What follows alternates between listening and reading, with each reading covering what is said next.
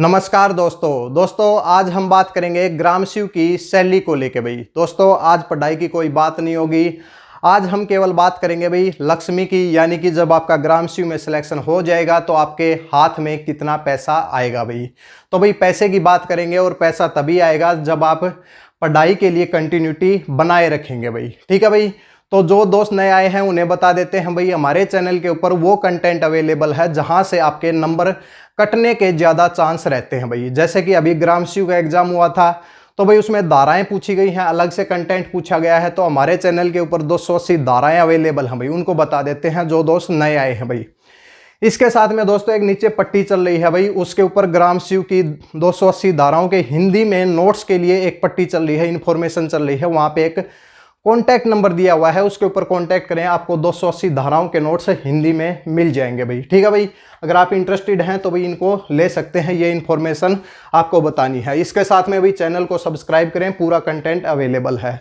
अब बात कर लेते हैं भाई ग्रामशिव की सैलरी को भाई।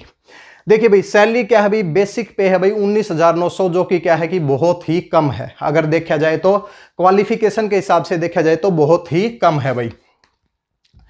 अब बात कर लेते हैं इसके बाद भाई बेसिक पे के बाद एचआरए यानी कि हाउस रेंट। हाउस रेंट कितना है भाई हरियाणा में 8% से लेके 16% तक है भाई।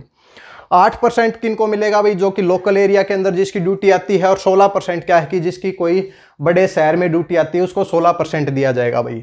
अगर इसका 8% और 16% निकालते हैं तो कितना आ जाता है, ये 1600 के करीब आ जाता है। और ये कितना रहेगा भाई, ये 3200 के करीब रहेगा भाई।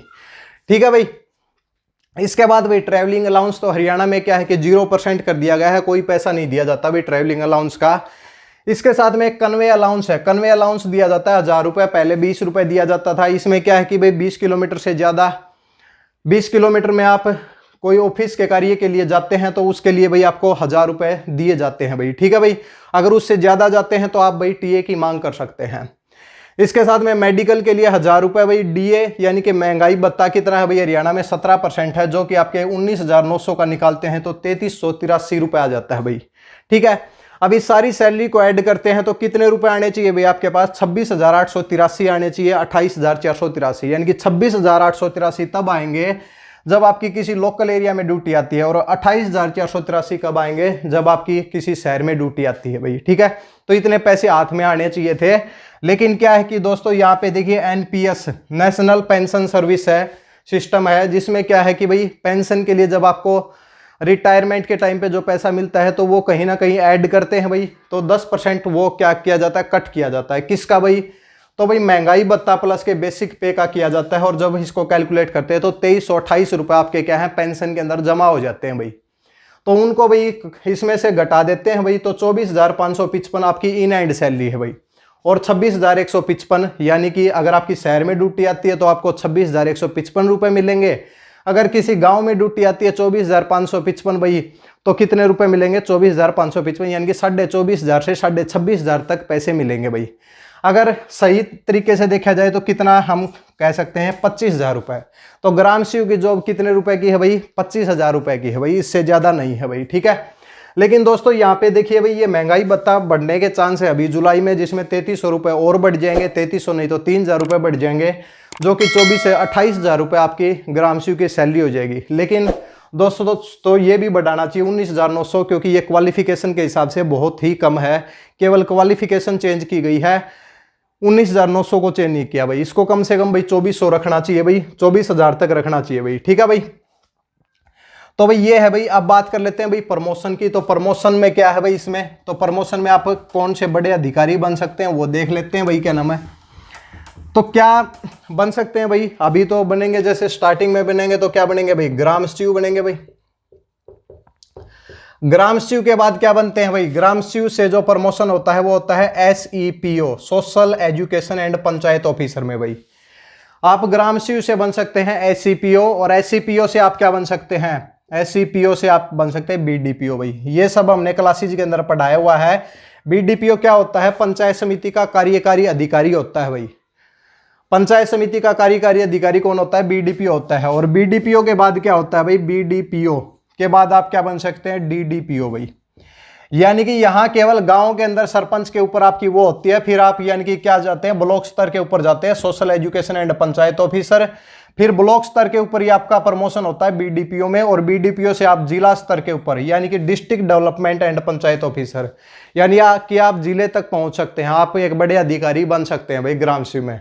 लेकिन अगर आप कम एज में बन जाते हैं तो आप पहुंच जाते हैं भाई डीडीपीओ तक। अगर आपकी एज ज़्यादा है, आप बनते हैं 35 साल में भाई, तो क्या है कि यहाँ तक पहुँचना मुश्किल हो जाता है, आप यहाँ तक ही रह जाते हैं भाई। ठीक है भाई, इसमें कुछ 5 साल का है भाई और इसमें कुछ 7 साल का है भाई। 5-7 साल के बाद बनते हैं, लेकिन केवल दिया हुआ होता है 5 और 7 साल, लेकिन टाइम बहुत लग जाता है, 5 साल की जगह 8 साल लग जाते हैं भाई एससीपीओ बनने में भाई।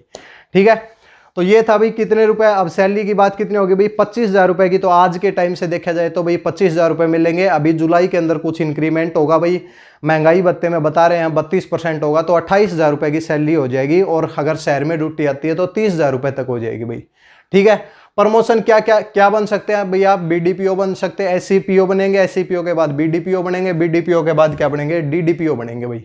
ठीक है, तो भाई जॉब बहुत अच्छी है, बस थोड़ी सी सैलरी का इंक्रीमेंट और कर दें भाई। और सैलरी तो आप लोगों ने मन में सोच ही लिया होगा किस तरीके से हमें सैलरी की तरफ हम नहीं देख रहे भाई, क्या नाम है, हमें तो और कुछ करना है। सरपंच वाली सोच रहे होंगे भाई, सरपंच को सैलरी मिलती है 3,000 रुपये, लेकिन सरपंच लगा देता है भाई 5-7 लाख रुपए, और फिर भी क्या है कि बहुत ज़्यादा पैसे इकट्ठे कर लेता है।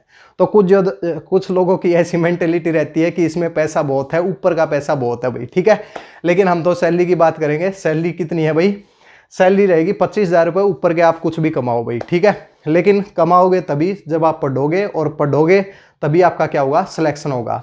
तो हमारे चैनल के ऊपर विजिट करें भाई, जो दोस्त नए आए हैं चैनल को सब्सक्राइब करें भाई। ऐसा कंटेंट आप लोगों को मिलेगा जो और कहीं आपको पढ़ाया नहीं जाता, और जहाँ से आपके नंबर कटने के ज़्यादा चांस रहते हैं, जैसे कि फिजिक्स के न्यूमेरिकल भी हैं भाई, साथ साथ में कुछ कंप्यूटर के भाई कोई एडवांस टॉपिक हो गया भाई, और इसके साथ में भाई 280 धाराएँ, भूमि रिकॉर्ड से रिलेटेड पंचायत कॉमन एग्जाम होगा, और इसके साथ में जो भी है आपका क्या है कि भाई नहरी पटवारी है, इन सब का कॉमन एग्जाम होगा। तो भाई चैनल के ऊपर बहुत कंटेंट अवेलेबल हैं, और नोट्स भी अवेलेबल हैं भाई 280 धाराओं के हिंदी में।